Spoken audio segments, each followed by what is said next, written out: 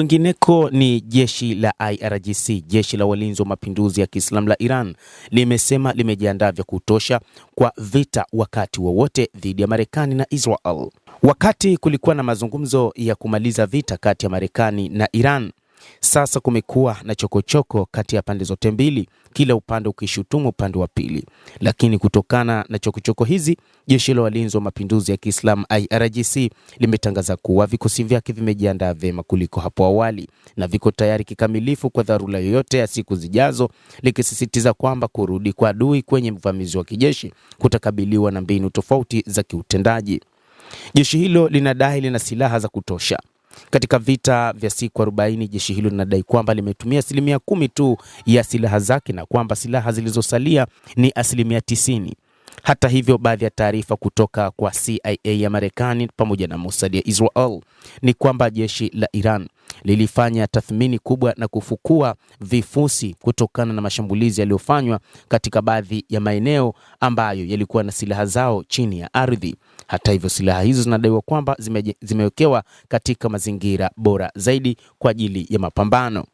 Baadhi ya taarifa kutoka IRGC zinadai kwamba kutokana na wingi wa silaha walizokuwa nazo, lakini pia kutokana na namna ambavyo wamejiandaa, wana uwezo wa kupambana kwa miaka 20 zaidi katika vita dhidi ya Marekani pamoja na Israel.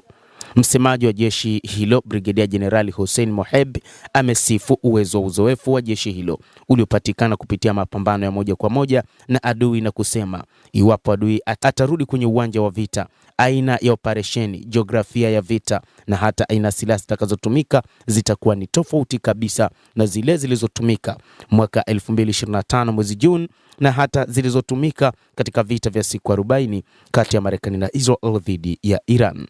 Afisa huyo wa IRGC pia amesema Iran imetumia kipindi cha kusitisha mapigano kuimarisha utayarifu wake wa kijeshi na kurekebisha uharibifu.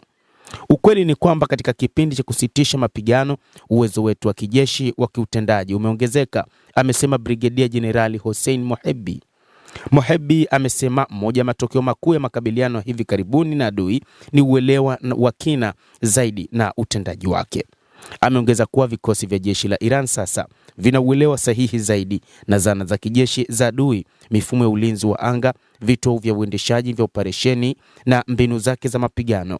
Maarifa ambayo hapo awali yalipatikana kwa kasi kubwa kutokana na tathmini za kijasusi na ripoti za vyombo vya habari sasa yameongezewa uzoefu wa makabiliano ya moja kwa moja katika uwanja wa vita, anasema Brigedia Jenerali Mohebi.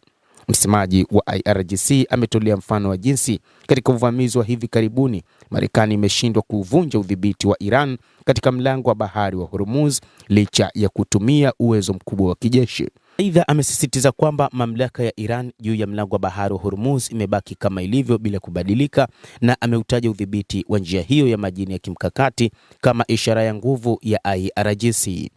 Mtazamaji wa The World News, hayo ndio tuliokuwa nayo, na bila shaka nawe pia una nafasi ya kulike, una nafasi ya kucomment, kadhalika una nafasi ya kusubscribe channel yetu hii ili upate habari hizi kwa mapana kupitia The World News. Jina langu ni Adam Hussein, endelea kuwa nasi wakati wote, endelea kutufuatilia uyajue mengi yanayojiri katika ulimwengu.